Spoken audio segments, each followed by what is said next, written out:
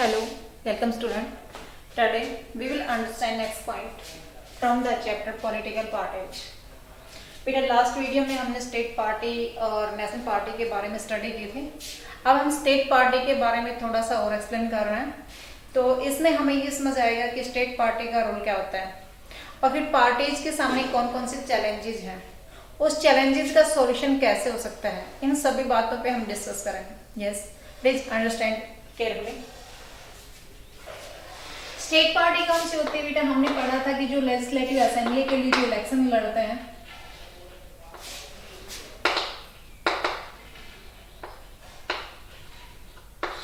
Legislative assembly के लिए जो इलेक्शन लड़ते हैं वो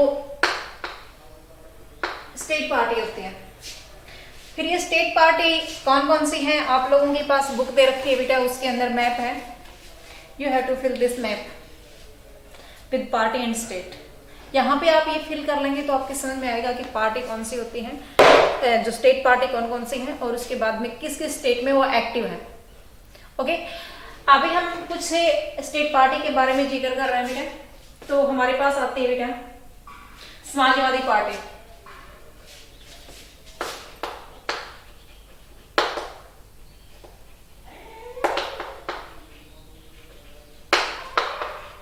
सेकंड समता party, third Biju Janata Dal, fourth Sikkim life. बहुत सारे हैं बेटा, आपकी उसमें मैप में दृश्य आप देख सकते हैं। ये सारी स्टेट पार्टी है। ये स्टेट पार्टी का रोल क्या होता है? हमने पढ़ा है 2004 में जो इलेक्शन हुए थे उसमें यूपीए गवर्नमेंट बने थे। अब ये यूपीए नई पार्टी कहां से आ गई? नई पार्टी नहीं है ये, यूनाइटेड प्रोग्रेसिव अलायंस, जिसके अंदर कांग्रेस पार्टी ने सरकार बनाई और उसके बाद में वो कोalition गवर्नमेंट में जो स्टेट पार्टी है उसका बहुत सारी पार्टी के साथ उसका रोल है, बहुत सारी पार्टी इसके साथ कनेक्ट है। कई पार्टी ने इसको अपने वोट दे करके इस पार्टी को मेजोरिटी में लेने, यानी कि सीट को ज्यादा सीट इंक्रीज 50% सीट से अबाव लेने के लिए दूसरी पार्टी के साथ जो मिलकर के गवर्नमेंट बनाई है उसी को ही यूपीए गवर्नमेंट बोला है। तो ये स्टेट पार्टी का रोल क्या होता है? लाइक देखिए बेटा, एग्जांपल देखिए आप, ये हमारे पास दिल्ली है और दिल्ली के अंदर हमारे पास सेंट्रल गवर्नमेंट है।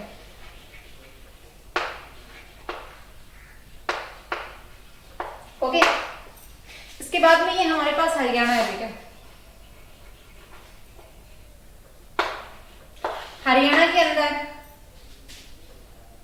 स्टेट गवर्नमेंट बनती है।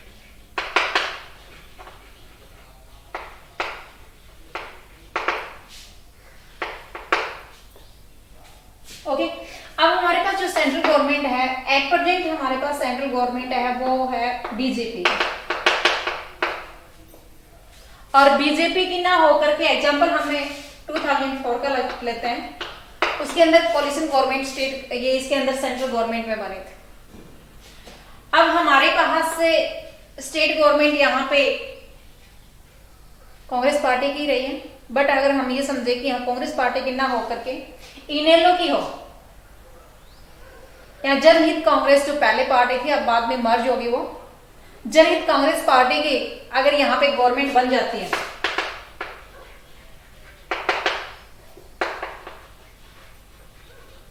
जनहित कांग्रेस पार्टी की अगर यहाँ पे गवर्नमेंट बन जाती है और यहाँ पे हमारे पास लाइक हमने कांग्रेस पार्टी का लेंगे और वो कांग्रेस पार्टी यूपीए की बनी हुई है, यूनाइटेड प्रोग्रेसिव अलायंस है, यानी कि कोalition गवर्नमेंट से बनी हुई है। और कोalition गवर्नमेंट में जनहित कांग्रेस पार्टी ने अपनी लोकसभा की सीटें यहाँ इनको दे रखी है और हरियाणा के अंदर वो मेजोरिटी में आके अपनी गवर्नमेंट बनाई हुई है। अगर यहाँ मेजोरिटी में कांग्रेस पार्टी की सिंगल पार्टी अगर वो विनर होती, रूलिंग पार्टी होती, तो Congress party did not support the Janhit Congress party for the development. किसी प्रकार का सपोर्ट नहीं करते। क्यों नहीं करती? अगर क्योंकि हमारे पास जो फंड्स आते हैं स्टेट गवर्नमेंट के डेवलपमेंट के लिए, स्टेट गवर्नमेंट जो अपने स्टेट के अंदर जो काम करती है, लाइक उसने रोड के लिए या दूसरे हमारे मेडिकल कॉलेजेस के लिए, यूनिवर्सिटी के लिए जो भी इन्वेस्टमेंट करना है, उसके अंदर सेंट्रल गवर्नमेंट उसको फंडिंग करती है। तो वो फंडिंग हमारी सेंट्रल गवर्नमेंट तब करेगी जब स्टेट में उसी की कांग्रेस पार्टी की अगर गवर्नमेंट होगी तो वो फंडिंग करेगी, अन्यथा नहीं करेगी।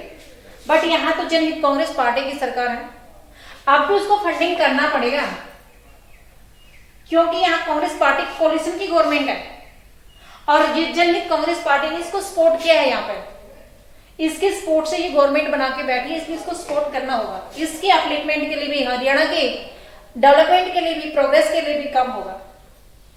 तो ये स्टेट गवर्नमेंट की पॉइंट्स पे बेनिफिट है कि स्टेट गवर्नमेंट एक कोलिशन गवर्नमेंट बनाने में सपोर्ट करती है। उसके बाद में जहां जहां उसकी अपनी पार्टी की गवर्नमेंट बन जाती है, स्टेट पार्टी की जिस स्टेट में गवर्नमेंट बन जाती है, उस स्टेट गवर्नमेंट के डेवलपमेंट के लिए उसको ग्रांट देनी होती है। It's okay. तो स्टेट गवर्नमेंट का ये सारा सबसे बड़ा रोल है। इट मीन से कोलिशन गवर्नमेंट में सबसे ज्यादा बेनिफिट है। तो ये स्टेट गवर्नमेंट का रोल था बेटा। अब हम इसके बारे में कुछ चैलेंजेस पढ़ेंगे।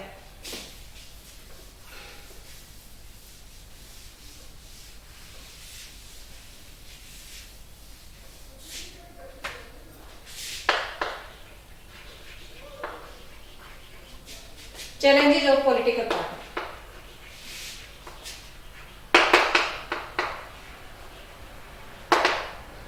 पॉलिटिकल पार्टी के लिए जो चैलेंजेस कौन कौन से हैं देखिए। First, lack of internal democracy. Second, dynastic of succession.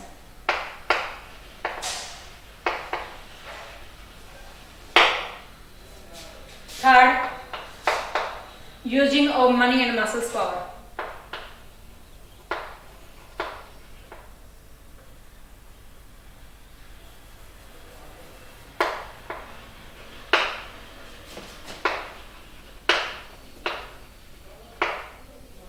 Third, meaningful choice.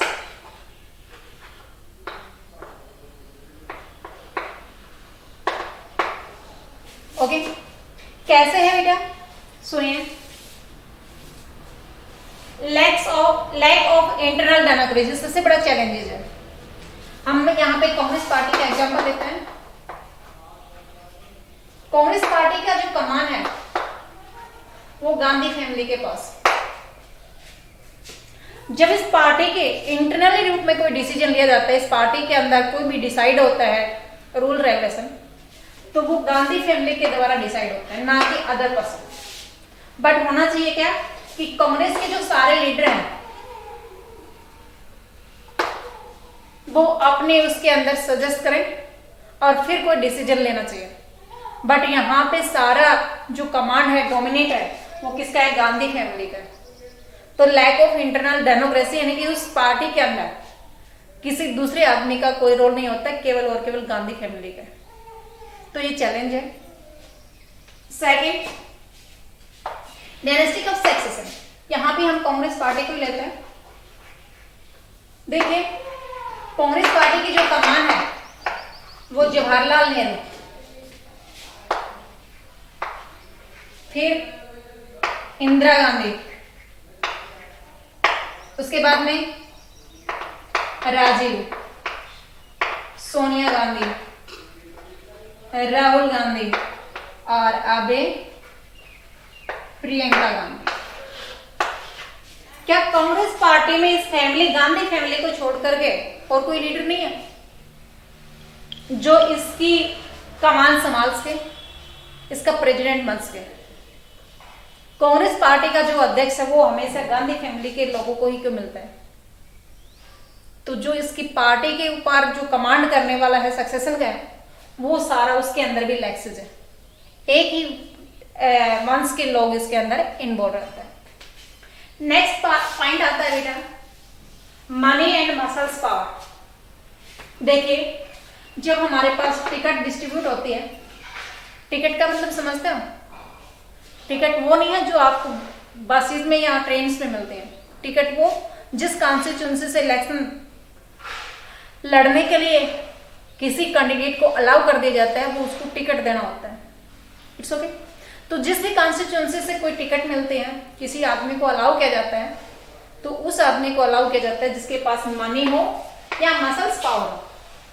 It means जो इन्वेस्टमेंट ज्यादा कर सकता है। इन्वेस्टमेंट तो क्या वेस्ट कहेंगे इसको, यानी कि उस पैसे को ज्यादा लगा सकता है ब्राइब करने में, लोगों को दूसरी फैसिलिटी प्रोवाइड करवाने के लिए।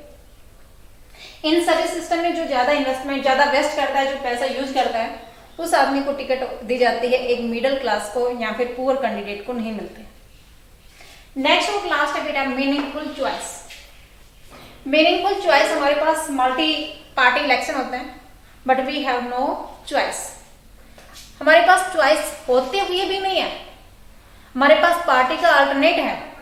अब की बार कांग्रेस पार्टी अच्छे से काम नहीं कर रही है, हम बीजेपी को पार्टी में विनर कर देंगे, रूलिंग पार्टी में लेके आएंगे। बीजेपी अच्छा नहीं कर रही है, हम बसपा को लेके आएंगे। बसपा अच्छा नहीं कर रही है, कम्युनिस्ट पार्टी को लेके आएंगे। हमारे पास अल्टरनेट है, बट चॉइस मीनिंगलेस है। इट मीन्स जो कल कांग्रेस पार्टी के लीडर थे, वो आज चेंज होकर के बीजेपी के लीडर आ गए, तो हमारे पास चॉइस नहीं रही। जिस कांग्रेस पार्टी को हमने रिजेक्ट किया था, आज वो बीजेपी में हमारे सीनियर बने हुए, हमारे लीडर बने हुए, रूलिंग पार्टी में बैठे हुए, तो हमारे पास चॉइस कहाँ हुई? चॉइस नहीं है। दूसरी चॉइस हम ये से भी ले सकते हैं कि हम आज बीजेपी के सपोर्टर हैं और आने वाले 2-3 साल के बाद में कांग्रेस पार्टी को विनर करके लेके आएंगे। जो कांग्रेस पार्टी हमने पीछे डिफीट कर दी थी, रिजेक्ट कर दी थी, दोबारा से वही आ गई। क्यों? क्योंकि हमें इसमें और इसकी सिस्टम में किसी प्रकार का कोई डिफरेंसेज नहीं लगा। जब 2-3 प्लान के बाद में, 2-3 सिस्टम के बाद में, 2-3 टेनर पीरियड के बाद में जब हम इससे हरासमेंट ले लेते हैं, तो कांग्रेस पार्टी को विनर कर देते हैं। कांग्रेस पार्टी जब 2 योजना अपनी सत्ता ले लेती है, पावर ले लेती है, तो फिर उसको विनर कर देते हैं। हमारे पास मीनिंगलेस चॉइस है, हमारे पास इसका कोई अल्टरनेट ही नहीं है।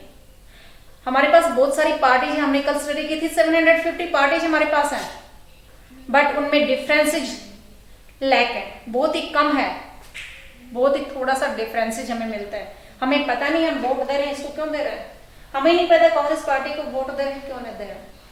हमें इससे लंबे टाइम तक इसको रूलिंग पार्टी में रखा, फिर हमें कोई हरासमेंट मिला, हम इससे नाराज हो गए, इसके पास आ गए, यहाँ से हरासमेंट मिला, हम उसको विनर कर देंगे, तो हमारे पास मीनिंगलेस चॉइस है। It's okay.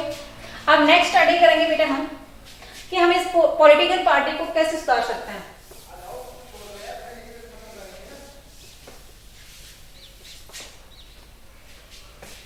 How can parties B reform?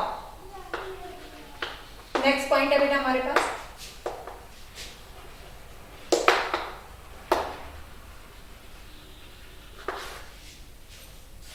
सबसे पहले हमारे पास पॉइंट आता है डिफेक्शन में।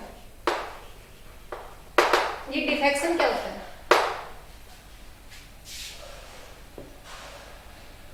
Changing the party after winning the candidate. Party का चेंजमेंट होता है जब भी एमएलए और एमपीज विनर हो जाता है और उस पार्टी में पावर नहीं आती। फॉर एग्जाम्पल पे कांग्रेस पार्टी के कुछ लीडर विनर हो गए,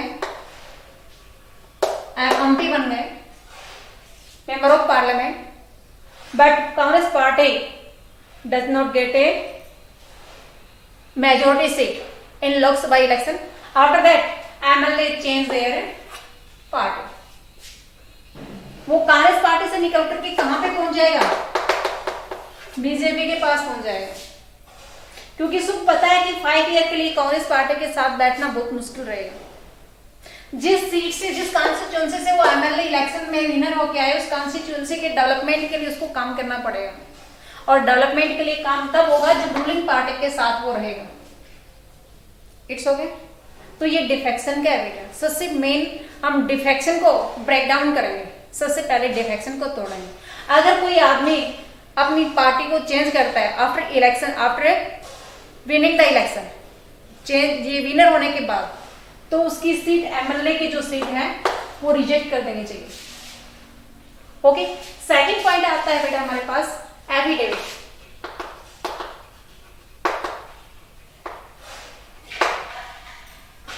ये एफिडेविट क्या होता है? एफिडेविट होता है जब कोई कैंडिडेट इलेक्शन में पार्टिसिपेट करता है तो उसकी प्रॉपर्टी, उसकी इनकम पूरी की एफिडेविट की एक फाइल कंफर्म करके या फिल करके उस इलेक्शन कमीशन के पास से डिपॉजिट करवानी होती है। नेक्स्ट, अगर वो एफिडेविट में सही अपनी प्रॉपर्टी दिखा रहा है तो उसका टारगेट ये होता है कि अगर वो कैंडिडेट विनर हो जाता है तो आने वाले 5 ईयर के बाद में जब उसको कोई भी डिपार्टमेंट मिलेगा तो उसकी प्रॉपर्टी इंक्रीज होगी या डिक्रीज होगी, तो उसके आधार पे वो बता सकते हैं किसने घोटाला किया है या नहीं किया है। ओके। अब उसके बाद में एफिडेविट उसने भर दी, उसने सही भर दी, तो उसके लिए क्या होना चाहिए? उसके लिए होना चाहिए इनकम टैक्स। ये रिटर्न होना चाहिए, ये भरना चाहिए। नेक्स्ट हमारे पास आता है बेटा इंटरनल रूल्स होना चाहिए पार्टी के पास।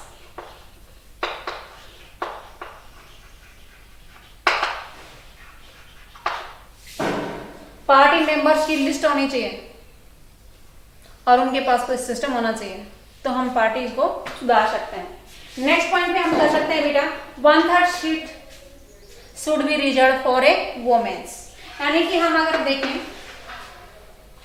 तो 5% पे जो लेजिस्लेटिव असेंबली में वोमेन्स है और 10% है वो हमारी पार्लियामेंट में है।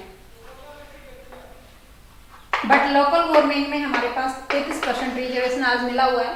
बट फिर लेजिस्लेटिव असेंबली के लिए और पार्लियामेंट के लिए इलेक्शन होना है तब हमारे पास सीट रिजर्व होनी चाहिए 1/3 सीट, यानी कि 33% यहाँ भी रिजर्वेशन वोमेन्स के लिए होना चाहिए।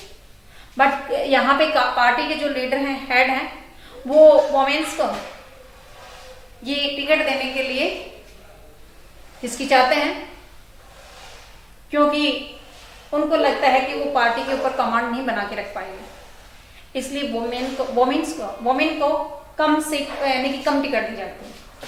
नेक्स्ट हमारे पास आता है बेटा 6 पॉइंट में हमारे पास आता है there should be funding by the government for the election system. अगर इलेक्शन में कोई आदमी, अभी हमने बताया था कि मनी और मसल्स पावर का यूज करता है, तो मनी उस सेंट्रल गवर्नमेंट को उसमें फंडिंग करनी चाहिए सभी पार्टियों को। वैसे तो हमारी गवर्नमेंट फिक्स रखती है कि 10 लाख इन्वेस्टमेंट हमारे पास लेजिस्लेटिव असेंबली के लिए और 25 लाख के लोकसभा के लिए इलेक्शन के लिए वो स्पेंड कर सकती है। बट उसके बाद में डायरेक्ट इनडायरेक्ट रूप से बहुत सारा इन्वेस्टमेंट, बहुत सारा वेस्ट कर देते हैं। तो जो फंडिंग है, जो पैसा है जहाँ पे लगाना चाहिए वो फंडिंग, यानी कि वो पैसा हमारी गवर्नमेंट को पार्टीज की तरफ से लगानी चाहिए, ना कि किसी एक कैंडिडेट को अलाउ करना चाहिए। तो इसके बाद में हमारे पास नेक्स्ट पॉइंट पे हम स्टडी कर सकते हैं कि और पॉलिटिकल पार्टी को कैसे सुधार सकते हैं, प्रेशर ग्रुप से सुधार सकते हैं।